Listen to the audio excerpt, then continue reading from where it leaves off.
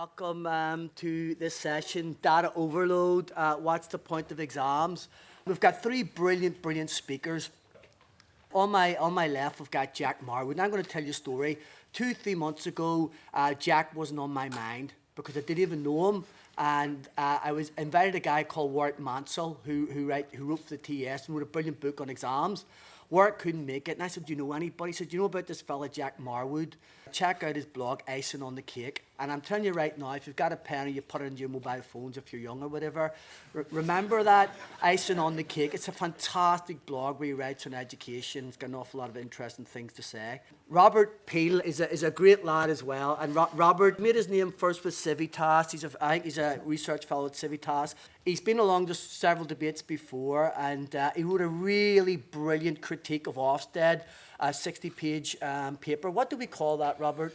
What was the name of that paper? Playing the Game. Playing the Game. And he's written another book, which is out at the moment, called Progressively Worse. And I'm going to give the best compliment I can give about this book. It's a critique of child-centered progressive education. And one of my colleagues, two of us had the book in the staff room, he lent it to one of the English teachers, and I was there. And he says, "If you got my book?" to the colleague he lent it to, and she says no. And he says, "Why?" She says, "I burned it." She says, "What a load of bollocks. I hated every word of it," she said. And knowing the politics and ideas of this woman, that's the best compliment I can give to the book. So if you get the chance, you might want to have a look at that. And look, on my right is Fiona. And Fiona is a good old friend of the Battle of Ideas. She's a Guardian columnist, writes particularly for the Guardian education section on a Tuesday. She's been along to some debates before. She writes on a whole plethora of education issues. She writes from, she's been debating before at the Battle of Ideas on the distinction between parenting and teaching. And so finally, I just want to say a big thank you to the Institute of Ideas Education Forum, which I'm a member of, who sponsor this session. But last but not least, the TES, the Times Education Supplement, who also sponsor it. Rarely have I been sitting at a session anywhere where I'm genuinely not sure about what I think about. And I really mean that. And so here's the question. I wrote an article for the Times Educational Supplement, which was brilliant. It was delighted they took it. And it created a massive response. I was shocked how much of a response. And I was expressing dissatisfaction with what I call the obsession with data in schools. You know, a lot of people who are not in education maybe are not familiar with the whole discussion about things like calculated grades, predicted grades, target grad, Panda, ALPS, Raise Online, Fisher Family Trust. I won't go on and bore you. But also there's a whole other element where the whole data revolution involves parents being able to get online to the school, and the school at short notice, if requested, sending certain data to the parents and so on and so forth. And my real question is this, and I'm going to just stop here and just ask the first question. What is data for in schools? Is data a good thing that's actually going to improve education and make teachers more accountable and help us target students and improve them? Or is it the case that data solves more problems than it solves, in encouraging a mindset of encouraging teachers to teach to the test? So the only thing that teachers are interested in is looking good when the exam results come out and worrying about where the school's going to be situated in the exam tables. And that's really what this debate's about. Data, what is it? Is it a good thing? And when you answer that question, panelists, feel free to go off on a tangent and go anywhere with it. So, as I say, I'm Jack Marwood, and I write the Icing on the Cake blog. I'm a primary school teacher, and I've been a primary school teacher for 10 years. Strangely enough, I think that there is not enough data in school. I'm going to call it data. I don't think there's enough. So, for example, I'll give you a piece of data which I do like, and I think is really useful, which is an actual piece of data. You can say it's got a unit. It has a 0 point. You can look at a child's date of birth, and that's an actual day, it's a number that you can use. And we group children into school years. This is useful information because some of the children are older and some of them are younger. The middle point of your year is March the 2nd. If you're older than that, you have advantages over those who are younger than that. Some children can be anything up to 11 months, 30 days. If you're born prematurely in August, you should have been born in September. You may be, effectively 14 months younger than some of the other children that you're in school with. This is information which is useful. And particularly in primary, this is incredibly useful. It continues through into secondary school. We don't use this data.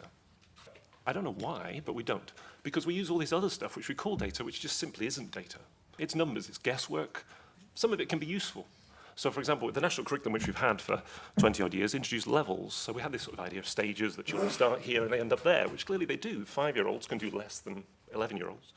And 11-year-olds can do less than 16-year-olds, and so on. So there is some kind of staging there. The thing about that, though, is that that helps us to, in our teaching, to say, yes, these children have developed, they can do more and more. But that then ended up getting turned into all kinds of strange things. So these numbers, people produce them. They basically said, we think this child might be a level. So there might be level 4B, there might be level 5B, there might be something. What we're going to do with those numbers is then turn, those ideas of levels, we'll turn them into a specific number, which is just the most extraordinary thing. The fact that you can say that you're level 4B, it's not actually 4B. What we're going to say is that you're actually, that's 27. And this child is level 3B, and that's 21. And then we can draw a graph and say there's a line between those two things, as if that means anything particularly. Especially when there are all the issues with that kind of measurement. What are we measuring? There's no unit of education. Those numbers don't really mean anything. There's no 0 point in that. You can't really assess that when you measure children. There are so many factors that are involved that the measurement errors are huge. It also then has caused a lot of narrowing of curriculum, because suddenly these numbers become very important. Schools are judged by these things. And it's the schools that are judged. Particularly at primary school, it's nothing to do with the children. Nothing to do with the children. The 4B, 5B, 4.3C, none of that stuff doesn't actually mean anything to the children intrinsically. The children have no motivation necessarily, unless we force them to have motivation to try and make these numbers better. But again, the whole thing is odd. It's very odd. We've ended up with teaching to the test. You know, all these tests have been distorted horribly, so that all we're doing is really teaching what is on the test. That's what we're going to teach. It happens in secondary. It happens in primary. That's an extraordinary situation that we should have ended up just limiting education, which, as I'm fond of saying, should be glittering and inspirational and astonishing. And we have this dull grey gruel of trying to get children to produce numbers. It's very odd. Thank you. Robert, your thoughts? Well, like any good A-level student in an exam, I'm going to start by challenging the title, the opening question, because I think it conflates two things which are actually very different. Data overload, what is the point of exams? I think data and exams in schools are actually two very different things. And I think the data in schools would be a lot better often if they were actually based on proper assessments. So the use of data in schools and exams, one of the things that you didn't mention, which is a bane of so many teachers' life, is working at grades, as well as predicted grades and target grades. Working at grades, as teachers, you're often, I don't know, about twice a term, you'll be asked to enter a working at grade for your pupil. And it's completely pointless. I just spent, well, A, it's pointless, B, it's a waste of time. I spent 2 hours last week on a Thursday night having to enter working at grades for all these pupils. So I've only been teaching for 5 weeks. And it's complete fiction. You essentially make it up off the top of your head.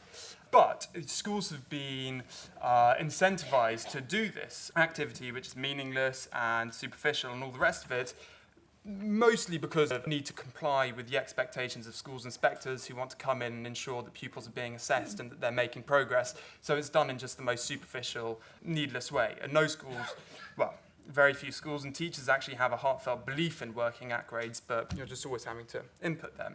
So that's the sort of bad data that you get in schools a lot. But there is good data that you can use. It's not something that I'm a specialist on, but if you do standardized tests with pupils which are really rigorously assessed, they can give you very, very meaningful information about the pupils who you're teaching, and it's a very convenient kind of shorthand for being able to understand the pupils who you're facing in a classroom.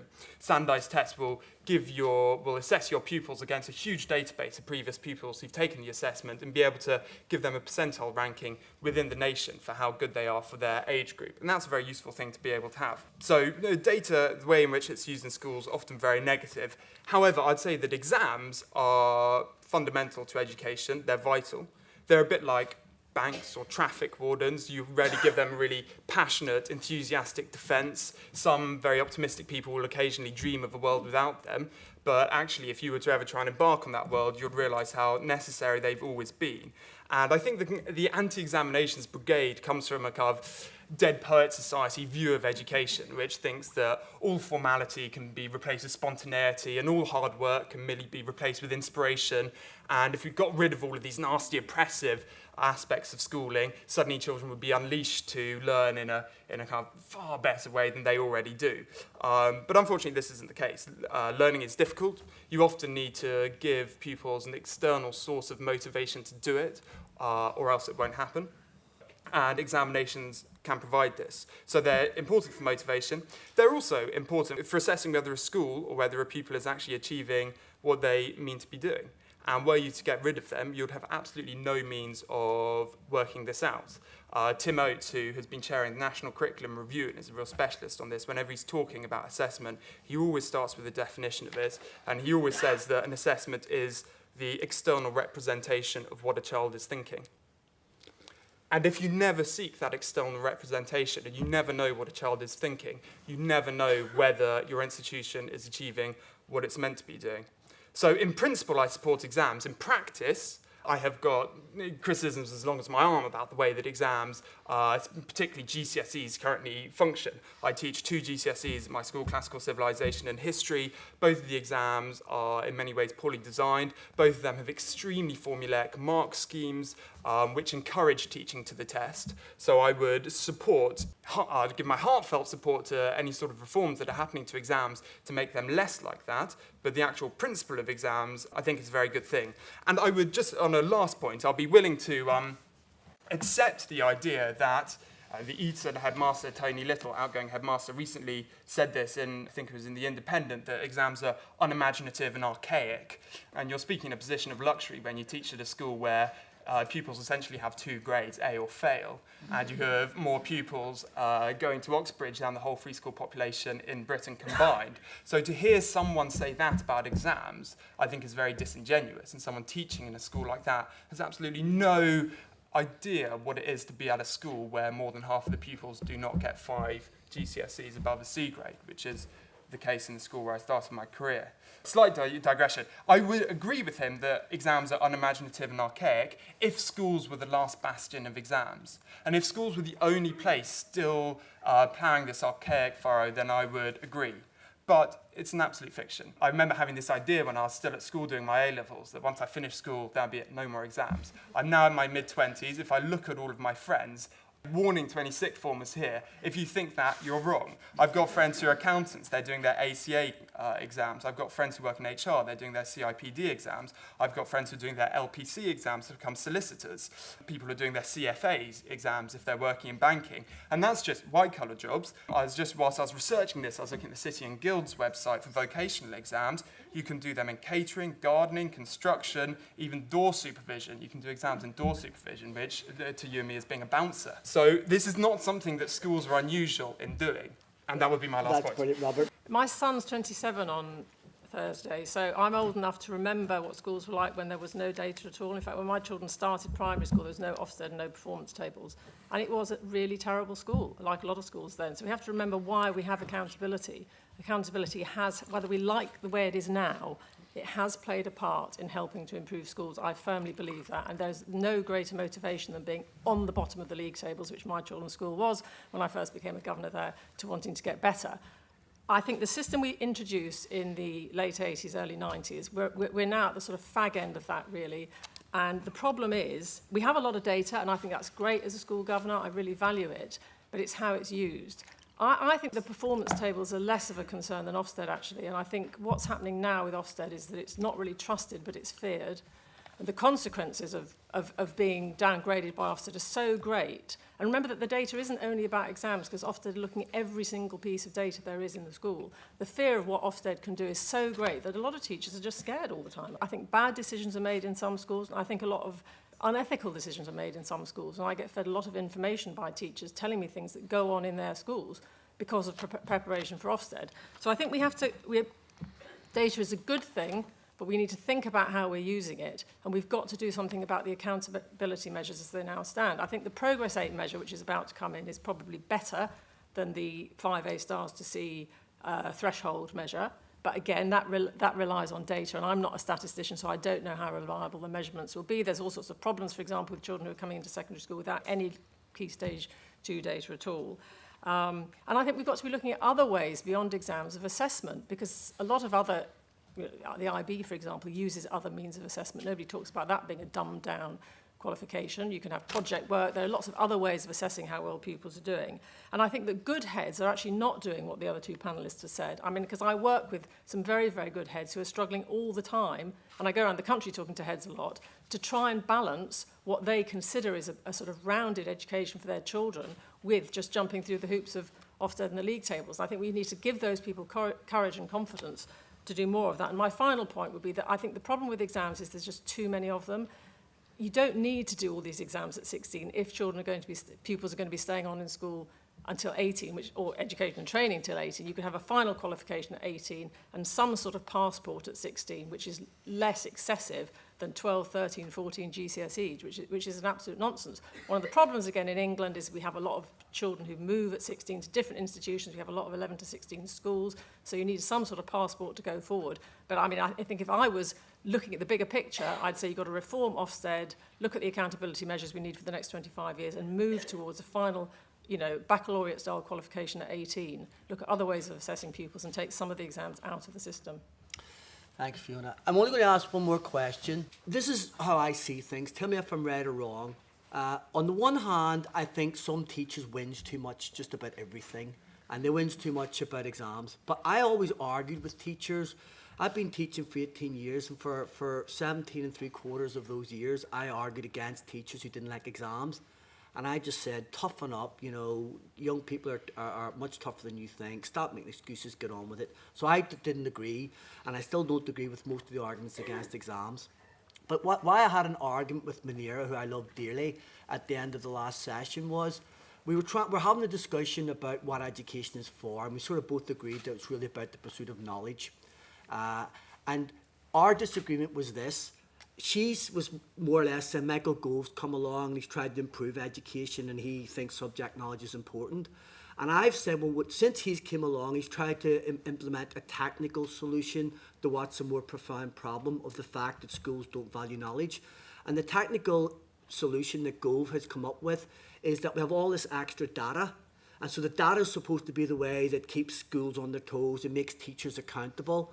And really what it's become is it's where you situate, when kids do exams, the real reason for the exams increasingly is, well, where is that school on the league tables? And then when this teacher goes in for the performance management and sits with the line manager says, how did you do with your exam results? So this creates this pressure where teachers then are under so much pressure they're teaching to the test. Now, that's an old-fashioned point in some respects, but I'm suggesting that something's changed. There's been a turn of the ratchet in the recent period, and that's why I've moved towards being really critical of exams. Am I wrong? Am I just whinging too much? Or do I have a point? Or what's the balance? Am I confused? Over to you, panellists, for that one. Anybody want to go first? I think the other thing I was just going to add, listening to you, of course, the other problem with exams is nobody really has any faith in the way they're being marked at the moment. The way they're being graded, the way off-call changes the grade boundaries. So I think there are lots of serious issues with the exams that we do have that need urgent reform as well. I would maybe just pick up on what you said about the solutions that have been found, what you were just arguing about you're trying to encourage schools to teach better and to teach more knowledge. And I'd say that actually claiming that Michael Gove only went for a technical solution is something that doesn't ring true with me at all. I mean, if you read any of his speeches, you were talking in the last debate. For anyone who wasn't here, Kevin asked a question in the last debate saying that the whole idea of what education is for is being completely ignored and this debate is not happening. And I was sitting there thinking, I've experienced exactly the opposite in the last 3 years. If you look at some of Gove's speeches that got him the most abuse, they had titles like, "What does it mean to be an educated person?" He really addressed this and he really thought about it and he really argued about it. And if anything, that is what lost him his job. And that's what earned him the enduring hatred of the teaching profession, because they thought it was wrong of him to have the temerity to question what it is that they and their institutions are doing. So I actually think this debate is being had, and the technical solution to ensuring that schools teach more and teach better existed way before him. As we said, these are reforms that came in the early 90s. And actually, in terms of trying to provoke debate and rewriting the national curriculum to a more knowledge-based curriculum, and the debates that came with that, and subjects like computer science and history in particular, I actually think that he found a far more imaginative solution. I just want to ask you something, that Robert, because that's a brilliant response to me, and I actually quite like Gove in many respects. 50-50 is the way I see him.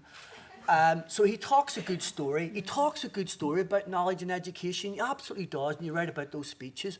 But on the ground, at the cold face, is the reality not what we've witnessed is an explosion of the data revolution. And you talked about Thursday night spent an hour, meaningless couple of hours filling the data. We call that data grab, which is what I mentioned. I had to do it last week as well. Yeah. And my point is that even though he talks about the pursuit of knowledge and all the rest of it, the reality is that he's incapable. And it's not just him, but he's actually incapable of solving that problem. Labour are even worse. Don't get me wrong, I detest them. And teachers unions are appalling as well. They're useless. So maybe I just hate the world or something. But I don't want to let Gove off just as lightly as you have. How would you come back to my point that there's a distinction between what he says and the reality of what he's implementing? I would say that it's very hard to try and overcome the culture that's already taken root in schools in terms of inputting meaningless data for the sake of external accountability. And actually, if we're saying, which some people on the panel there seems to be a bit of a consensus that Ofsted is a lot of what motivates this. Ofsted is an organisation that the Secretary of State actually doesn't have a great deal of power over. That's not true. Brilliant. Okay, brilliant. Can I just make a point, actually, Kevin? Because I mean, I've watched this for a long time. I worked in the Labour government for 6 years. The real problem we've got now is governments, whatever persuasion, they do not trust schools. They do not trust teachers. They want to control everything from the centre, and that's why whatever Michael Gove says or does, what he would still want to do, and this is what happened.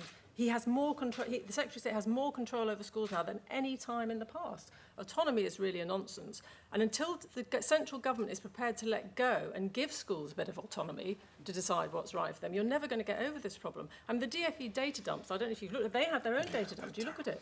It's incomprehensible. I mean, parents are supposed to go there to see how children did in physics in their local school last year. Well, I took it actually to a group of parents I did a focus group with, showed them the tables, and they couldn't get past the first page. It was impossible. There's no way anybody's going to go home in the evening and start scrolling through, thousands of pages of DFE data to choose a school. But this is what the government thinks it's offering parents to help them. And that's where the problem arises. I think we need to get back to more local accountability and giving schools real autonomy over what they do, and teachers' autonomy. I'll also say, again, I studied maths, I studied statistics. I like numbers. I like them a lot. I think they're really, really useful. The information which we have, the numbers aren't useful, and they're also hugely affected by this massive cake on which the little bit of icing that schools provide sits on the top. Now, I say a little bit, and you might think, how much difference do you think schools actually make to children's achievement, if you measure their achievement? How much difference do you think the children's make? And I think Fiona will say this, because again, I've heard Fiona say this in the past. It's not as much as people think at all.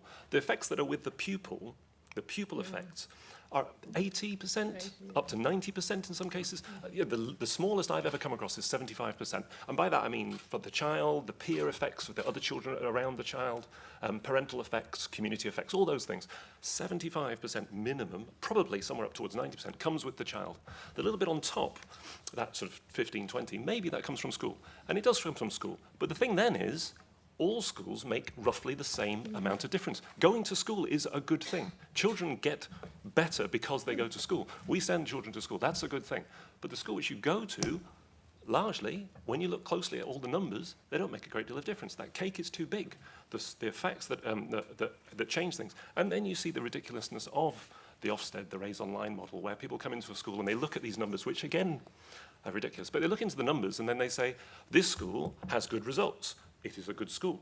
This is a good school because it has good results. This is an outstanding school. It has outstanding results and outstanding results. And it's just a circular argument. Schools with not very good results are not very good schools. And Ofsted turn up and they do what I refer to as the halo effect. There's a great book by a man called Phil Rosenzweig, who wrote The Halo Effect, which is about businesses. If a business's share price goes up, somebody will look at that company and say, oh, brilliant, maverick CEO made careful, difficult decisions, chose to stride out there and do something unusual. Another company did exactly the same thing, but their share price went down. What was he thinking? Took them miles away from their core business. So this is a ridiculous thing to have done. But it's the same thing happens in Ofsted. All schools are largely doing the same kind of thing. They're all basically standardized, trying to do the same kind of thing. And those with results that aren't very good, based on the cake, are told they're not good, and those that aren't. So again, all the data is, I would really, really urge everybody, question the data, look at it, it doesn't mean what a lot of people think it means. Quick last response, then I'm going to... I just have to say, it's an argument that you hear often in education, that the school effect is very low, and actually how pupils succeed is so much more down to things that are intrinsic to the pupil, like their upbringing, or some people will say their innate intelligence, things like that. As a teacher, I find these arguments, whenever I hear them, with all due respect, extremely dispiriting and defeatist, and fundamentally untrue as well. Even if these statistics always seem, these percentages seem spurious to me anyway, even if the school effect is only 20, 25%, then that's the 20 and 25% that we have control over. That's the 20, 25% that we need to care about. We just ignore the other 75%. Why spend your whole time making excuses about the other 75%? And if you say all schools are more or less the same, that is just dead wrong. And that's one of the reasons why we need numbers, and we need accountability, and we need results to be able to disprove these arguments. And if you look at a school that took its GCSEs for the first time this summer, it's a school that has got a great deal of press for it, called King Solomon Academy. It was set up 5 years ago purposefully in the poorest borough in London for child poverty. And the head said he formed it because he wanted a data point. He wanted an outlier. He wanted to prove that children like this can succeed. And it's a school where 3/4 of the pupils are the pupil premium, therefore are essentially, according to government statistics, poor. But 93% of them got 5 good GCSEs, 75% of them got the E back, 95% of them got a B or above in English literature. This is a school which is predominantly English as an additional language. So King Solomon Academy and many other schools like it show that these arguments that schools can have very little effect on pupil achievement are dead wrong. Robert, brilliant. Okay, guys, how should we approach this? What's the problem? What's the solution? Accountability, trust schools. Is data the problem? Are teachers the problem for whinging too much? Instrumentalism? What's going on? Okay.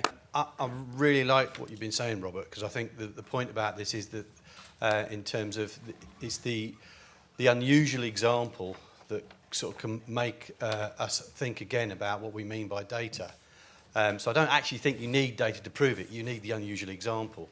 And the one thing that Michael Gove did do was create the sense of freedom for schools to try things out differently. And that, if anything, is his lasting legacy, is there are about 251 schools trying to do something different. They won't all get it right. Some of them will and have. And I think that's where I would sort of disagree with you, Kevin. It's like you can conflate the two things about the way that education is and then what some people have tried to do to try and break that open. And they're not the same thing. The way that education is a monolithic system that was created over 10, 15, 20 years, which has locked us in. And what we now need to do is break it. We absolutely have to break it if we are going to set children and teachers free to educate. And I think that's the way you should sort of take it. We often lose sight of the fact that we're using the one test for many purposes that weren't even contemplated when it was designed. So GCSEs are a good example. They were designed to certify student achievement. They weren't designed to provide the basis of a great measurement infrastructure, and they stretch and creak a bit when we do that with them. And one particular thing that I see in this all the time is that this creates an expectation of absolute perfect reliability that no test has ever been able to deliver. And we've got a real tension in the system at the moment trying to reconcile those expectations to get to the best reliability that can be delivered, but not expect something that isn't deliverable. The panel have disturbed me, and I agree with Fiona. I think Robert and Jack are actually scared of data. The way Robert presented it, the data doesn't really mean anything. The exam boards give you this mark scheme, but it doesn't mean anything. It's all numbers, you just shove it in, you don't really care. I used to be as arrogant as you until I looked at what the data was supposed to be representing. When I looked at what the data represented, there was actually quite a good qualitative set of words that went with the numbers that the data was next to. When I had the guts to finally confront the children in front of me publicly and say, that's what the number is, and next to it is what this means, I realised that they hadn't understood what we've been talking about for quite a while. And therefore, when I shared it with them publicly and said, you're failing because of this, I actually worked out what the numbers meant for myself, then fed it back to the students effectively so that they knew what they needed to do to improve. Not only did I find that the levels weren't that bad or the data wasn't that bad, but it wasn't an issue about the number. You turn it into a human situation, a teaching situation, and you can actually get somewhere with it. If you confront, or as Mr. Perks said at the front, if you break through yourself, a bit about what numbers mean to you, I believe that you can confront some intellectual cowardice in yourselves rather than just blame it all on the numbers. At GCSE level, do you think school is more for learning or for grades? Because I realize that you can just kind of memorize your way through a lot of GCSE subjects and still get A stars, but that really isn't a very accurate measure of how much you've learned, right? This probably shows how dim I am or scared of data, but that 20% that schools can have an impact on pupils' results, can you actually explain what that means? What is it about their grades or the variance between schools? I've heard it so many times, I really don't know what it means. Sure. And then on King Solomon Academy, how replicable is that model for the whole school system? The amount of the workload that the teachers do in that school, the amount of extra funding, is it just an unusual example? Brilliant.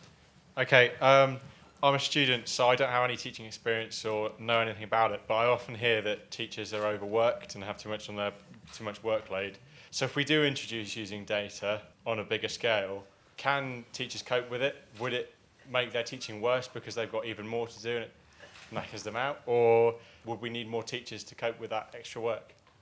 Just very quickly, I just wanted to come back on what Mark was saying at the back there, because I actually really disagree with you, I'm afraid, Mark. I think if, a question of transferring the numbers and looking at the words alongside them, and I'm probably paraphrasing you something terrible here, but I think if for 1 second I honestly thought that that would improve a child's education, would increase the amount that they actually learned, then I would by all means say, yeah, great, go for it. The problem is I don't think it does. I don't think that looking at the words alongside and sitting down and explaining to a child, look, if you want to get from a level 3A to a level 3B, this is what you need to do, improves their education one jot. I think what it leads to is a lot of teaching to the test, which creates a very instrumental approach within children themselves, where the first question that they're asking about a piece of work is, what is the learning objective? What's the outcome here? What's the task? What do I need to do to improve? And they're not then immersing themselves in the subject. They're not thinking about what's interesting about this, what's exciting, what's stimulating. They're thinking in a very, very instrumental way. A lot of people on the panel have said that the reason why Gove can't get past data, because to do so would be to trust schools. I actually think it's something a bit more than that. I think he can't get past data, or couldn't get past data, because it would be handing trust and authority over to teachers. And I think that was the problem. I think, to say, let's scrap this focus on data, you'd need to trust teachers. And I think that's where the whole thing falls down, because there was no trust of teachers. Brilliant. Actually, guys, I want to squeeze one more person in. That's Munir Mercer here, the Deputy Mayor at the front. But before I do, something historic is happening. The Institute of Ideas Education Forum are disagreeing amongst themselves. So witness the big disagreement on this topic, which is great to see, I think. The difficulty for any Secretary of State is that there are only so many levers you can pull in order to affect change in the system. And when we had the argument earlier, Kevin, and I was defending Michael Gove, and I was saying, the levers that he tried to pull were reform of the exam system, reform of the national curriculum, advocacy, so giving speeches about the purpose of education, which education secretaries generally are quite scared about doing because they know they'll be shot down. But there are certain levers that you can't pull, and Ofsted is one of them, actually. It is quite difficult, even for the head of Ofsted, to change Ofsted, as we're discovering. It's quite difficult to change the culture in the teaching profession and expectations and attitudes about what you can and cannot do with a child. And so I think, the political legacy of this government is probably, will to some extent be mixed or perceived as mixed in the future, because it tried to introduce an understanding of education as being about subject knowledge, about high expectations. But the ability to execute that is a long-term cultural and social project, and it is not something that simply policymakers can do. And I say that as a policymaker in London, and it is frustrating. There are things that you cannot achieve in an immediate 1 or 2 year time frame. Who would like to go first from the panel? Pick up whatever you want. I'll start off with the 80-20% and what that actually means. Hills Road School in Cambridge. I don't know, has anybody ever been? Has anybody been to Hills Road, Cambridge? Anyway, it sends somebody has. It sends a huge number of people to Oxbridge. A ridiculous number. It's a state school. And again, you look at this every year, it sends a huge number of people to Oxbridge and to Russell Group universities. And the question then is that something the school's doing, or is that something that lots of children who go to that school do? Again, you can pick individual examples. The difference, in my experience, and having looked at it really, really closely, the thing that makes a difference with the school in terms of the results are some degree of selectivity. We know that schools are selected. on whether they can afford to live there, whether they can jump through the hoops to get through there. Some people don't, or aren't in a position to make those choices, and invariably the schools they go to are bad schools because they get bad results, that whole circular thing again. So basically the 80-20% means that the effects are with the children. So the children, again, is that there's a lot of research into heritability, what you take from your parents, all of the things which you're given. I heartily recommend a book by a woman called Judith Rice Harris called The Nurture Assumption, which will make you think about what parents can do. But she says that most children are actually, what they're really striving to be as successful children, and group peer effects are really important. Your peer group matters hugely. That's the other part of that 80%. What the children around you want and value and need and require, that will change what you're able to produce if you're producing results, if that's what we think education's for.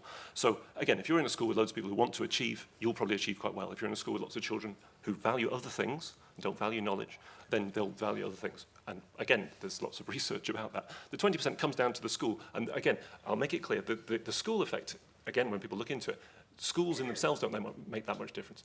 Teachers do make a difference. Clearly, as with all things, there are some people who are better at what they're doing than others. There are some people who are more experienced, can do it more efficiently.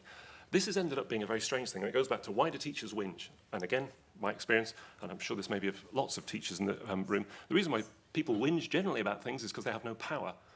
Because they can't affect what they're doing. They complain about things which just really cheese them off because they can't do anything about it. Teachers are the ones who are often blamed for lots of things in education.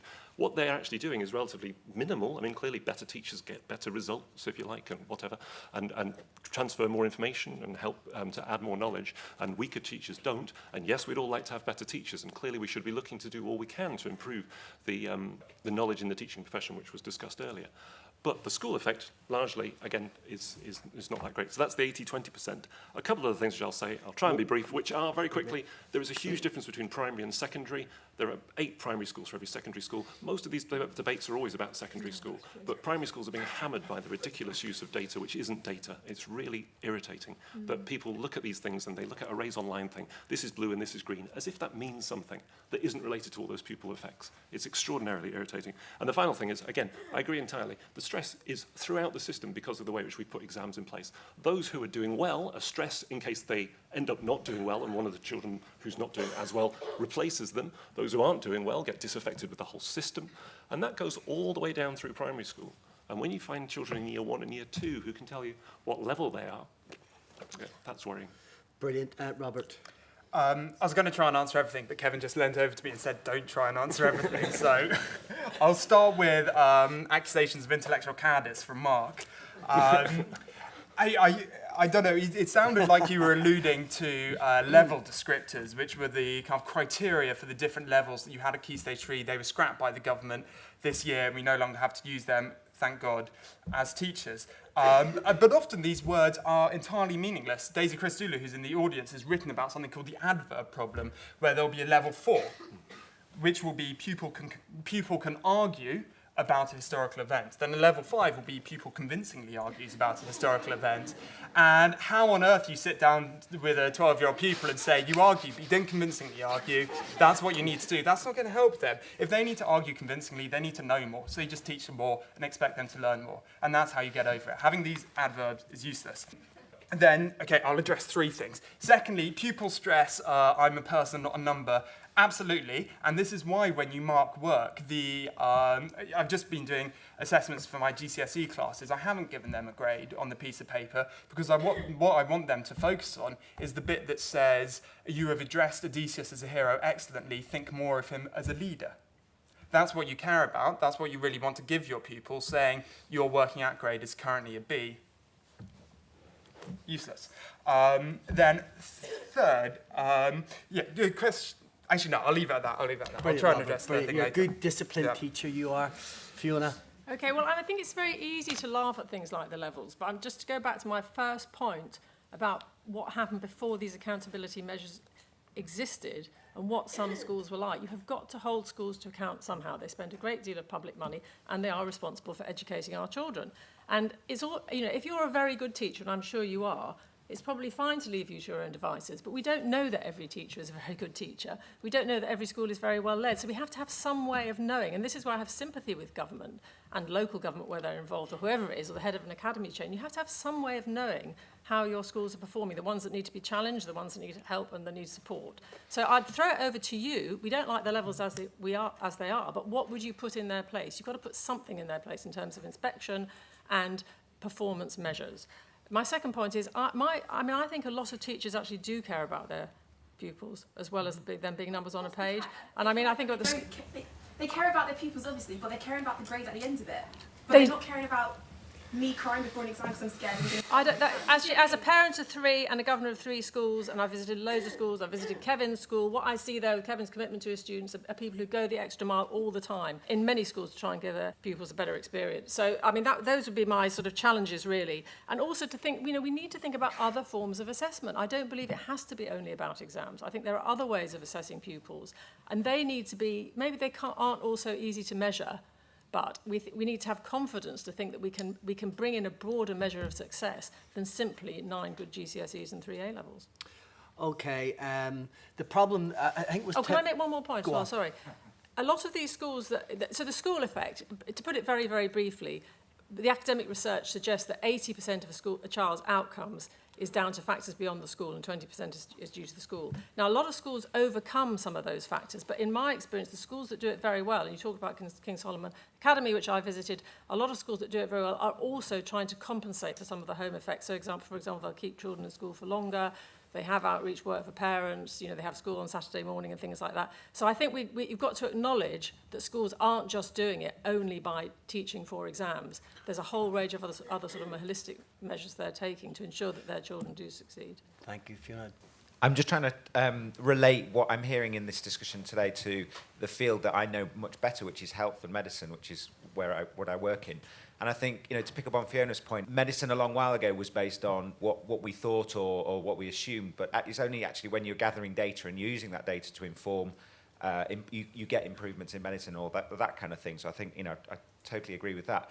I think the other thing that we need to be careful about or mindful of is this thing called surrogate endpoints, whereby you're collecting this data and you're using this thing to in effect, use a laboratory measurement to replace, an actual outcome that you want to achieve. So, for example, measuring blood pressure rather than, looking at someone's, risk of dying prematurely.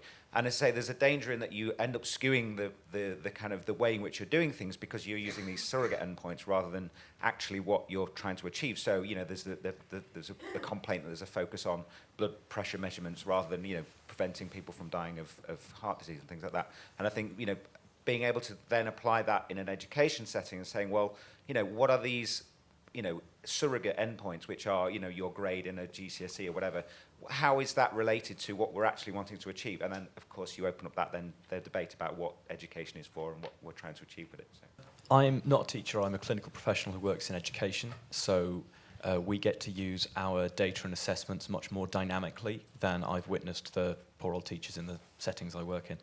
So, for a start, I was wondering whether you'd like to discuss whether you think there should be a difference between assessment in primary and exams in secondary, on the basis that assessments, particularly things like I do language assessments, which is a complex thing, you do get this surrogate endpoint problem, which is that you test for synonyms and antonyms, but you don't want to teach synonyms and antonyms because that's not actually the fundamental language difficulty that they're having. It's the symptom of underlying abilities. And I wondered if you'd like to speak to whether the obsession with data may be part of a cultural abdication of responsibility from parents to the education system, particularly where some education systems, because I work in Hackney, which has got very low, they've done very well in bringing their schools up, but it's still a very deprived socioeconomic area. There is an abdication of responsibility. There's been some really, really interesting ideas and disagreements and agreements going around here. I want to just pick up on 2 things, and one was Fiona's point, which I agree with, about trust and trust in teachers. And the slight sort of paradox of the point that Dave Perks was making about Michael Gove wanting to give teachers freedom to do things differently. And there's a sense in which, and this is not to blame teachers, I'm not sure I trust the profession now. And I think that's because for the last 20 years or more, we've trained rather than educated a whole generation of teachers who are there in delivery culture and who've had their ability to make professional judgments really eroded.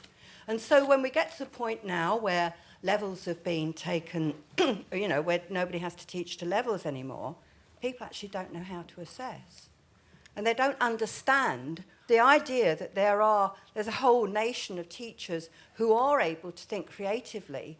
They are able to, if they were given the means by which to do it, and the idea that they can think about education and not just deliver it. And I think that's what's problematic. Thanks now. a lot. I just feel that personally the step up from GCSE is just not good enough.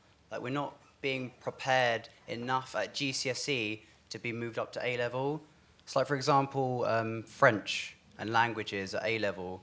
GCSE, you're just given these words that you memorize phrases, and that's it. You get your A-star, and then you move on. And then A-level, it's completely different. Like, I came out with a B at GCSE, French, and I'm now struggling at A-level, which I feel I shouldn't be doing.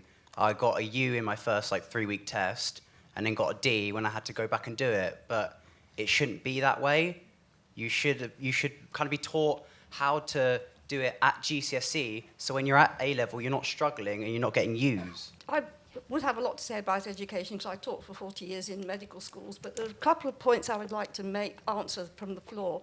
One was that teachers don't care their numbers. You have to have numbers because unless you mark anonymously, you can be accused of favoritism, and that would bring the whole system into disrepute. I've actually, as a doctor practicing, because I cared so much as an external examiner that I had his paper sent to me because I had actually interviewed him before he was chucked out. And the second thing is the examinations in medicine are really changed tremendously, and we are looking at things you need to do. And to say that you don't need to measure blood pressure is a mistake. The exams in medicine are very well now geared towards checking that you're going to have a safe doctor. So I'm doing my GCSEs at the moment, and what I find is that quite a lot of, especially in sciences, you get to sort of a level where you get taught stuff in the exam, but then if you ask why, then the teacher says, oh no, it's A-level syllabus, you can't go on, or he tries to, and then the whole class shouts out, no, let's just get this exam over, you've got to hit it, just basically learning from the mark scheme, because if you memorise that, there are only certain things they can ask you, so you think, well, it has to be in the syllabus. So there's a level that you can't go beyond even if you want to, because you've got this time scale. I'm chairman of GL Education, which probably puts more standardised assessments into UK schools than any other organisation. But just coming on from the point that Fiona made about other ways of assessing, it seems to me, I don't quite buy this idea that it's all Ofsted and it's not league tables. I think league tables are still actually driving a lot of faux behaviour in schools, and it seems to me that's because, following on from the point that you were making, that they're coming off, the data that they're using is from completely the wrong place, and that actually what we need to think about is understanding better what the innate abilities of all the children in the system are, so that we can then understand really what this 20-80% stuff is about. I don't know what this 20-80 is based on, and I don't see how we can know that until we really truly understand better what the innate abilities are and what value, to use that word, I'm sorry, but what value we're adding. I can't think of another way of putting it. Thanks very much. To come back on the point, it's very difficult to change Ofsted.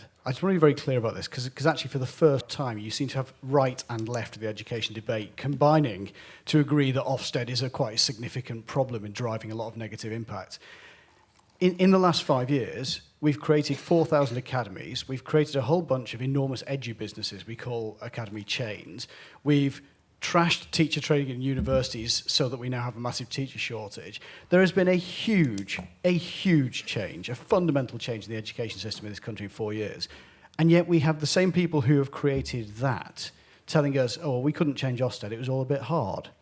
I mean, if I tried that, I think I'd be hit very, very quickly in my school with this is a no excuses culture. Well, where's the excuses for why Ofsted has carried on the way it has carried on. I'm a teacher. Teachers, shut up and get on with it. If you're a good teacher, you know what the point of exams are. If you're a good teacher, you know how data can help you and how it's going to be a bit spurious. And the very fact that we're still having debates like this mean we haven't got to grips with the essential question, which is teachers have to know what the point of education is. And if they do that, all of this just goes away. It really does. Bring it back. What's the point of education? Okay, let's go, Fiona, in reverse order. I think you need to do a session on Ofsted next time. I think the trouble is nobody really knows how to change Ofsted. Everybody knows it has to change, but nobody quite knows how. And that's partly because you have got to have the discussion about what the education system is, what we value, what we teach, and then how you measure it, instead of deciding how you measure it and then working backwards from there, which is what happens now. My second point is I think two people here made a very important point. You talked about primary schools, you talked about GCSE and A-level. There needs to be much more consistency across the assessment system, starting from, I would say, the early years until 18. So we see young people going through that whole spectrum. It's a journey for them. And how do we assess them at every point along the way consistently so that we're not doing what you're saying, which is, and I agree with you because my daughter did French A-level, and it is a massive, massive jump from GCSE to A-level. But that's another transition point that isn't managed very well. And finally, again, back to your point about Hackney, I mean, if I was Secretary of State, I would want the government to have policies for children and young people that included schools, but look more broadly at all the influences in their lives, the things that make children succeed. And I don't like the term innate ability, because there are a lot of children with innate ability who don't have resilience. There are a lot of children who are very resilient may not have innate ability, and I think everybody can overcome their innate ability anyway. But I think you need to look at policies that in the round help young people to achieve, and it won't just be about taking exams and standing in front of one particular teacher for so many hours in a day. Thanks, Fiona. We'll save the applause to the end. Robert. Well, to go back to that last question of what is education for, I would give an answer in two parts. I would say the very basic need for education is to make children numerate and literate. That should go without saying, but sadly, there's still a great deal of schools which fail to do that, so it has to be restated. And then secondly, to be more idealistic, you have to give children an intellectual and cultural hinterland which allows them to make sense of the world. Let them know enough to want to know more once they leave school. Now, you need to design exams which assess whether schools do that. And currently, there's a great deal that could be changed to ensure that that works better. And just to express one real tension that I wanted to talk about, didn't get a chance to, but I think is vital, is exams need to be reliable. That's fundamental. You need to know that the grade that's been given is right. But if you try and create mark schemes that ensure that exams are reliable, they become formulaic. And being able to overcome that split, I think, is the biggest challenge for the people currently reforming exams. GCSEs, yes, there is a huge gulf with A-level because GCSEs are too easy. They have been for too long. Hopefully, that is going to be changing over the next few years. And lastly, I would say that data can actually be quite inspiring. Someone said about King Solomon Academy, is it replicable? Probably not in its entirety, but it does a great deal which is incredibly different to other schools. Very teacher-led, has a very strong emphasis on discipline and school ethos, and a very strong emphasis on knowledge in the classroom. So when we can see outliers like that, in addition to 200 schools that got 100% in the phonics screening check this year, early year specialists will say there are some children who just can't learn word sounds aged 5 or 6. We can see that this isn't true through data, and it should be a spur for really improving what our schools are doing. Thanks, Robert. And last but not least, Jack. There's a number of things that I'd want to say. Again, the question of what is education for, I think part of the issue as a teacher is that it doesn't seem there's a great deal of agreement on that. I would suggest that as a good discussion for next year, because again, you'll hear all kinds of different discussions. It's further on from that. I think Fiona's point was good about how do we support schools where we have children who are disadvantaged, and we have this wonderful thing called the pupil premium, which has been introduced, which gives school lots of money. Then Ofsted turn up and they use bad data really badly to judge schools badly because of a fundamental issue within the system which we have, which is that we have absolute measures of attainment and relative measures of attainment. At Key Stage 2, we have criterion assessments. So basically, at Key Stage 2, if you've hit the targets, you get given the level. Well done. But at GCSE, that isn't the case. GCSE, it's norm reference. So then you just get graded. So there's only a certain number of people who can get A grades and A stars. But then we have this relative measure measuring the two. The whole thing's just very bizarre. And I don't think it works particularly well. And again, it comes down to that Ofsted issue of what they're doing, because that causes, certainly from a teacher's perspective, Ofsted is the thing that drives things inside school. And whilst there have been further, clearly things which have been changed at the centre, the Ofsted is the thing which certainly in my school and the schools I've worked in, it's driven us a great deal. Finally, there's a few things in terms of assessment and tracking. All teachers assess all the time. That's what we do. We try and work out what children know and what they need to know next. We do it all the time. We don't put numbers on it most of the time. We We just work with that as we go. And then a couple of other things to say. In terms of, again, this debate, it really has to be said, primary and secondary are very, very different, and primary is being distorted by this use of data, which is not particularly reliable. The thing which I would plea for most people is to have a look really closely at any numbers that are given to you. And if somebody says this number means this, really, really look closely at that, because often it doesn't. Give them all a round of applause. Go on.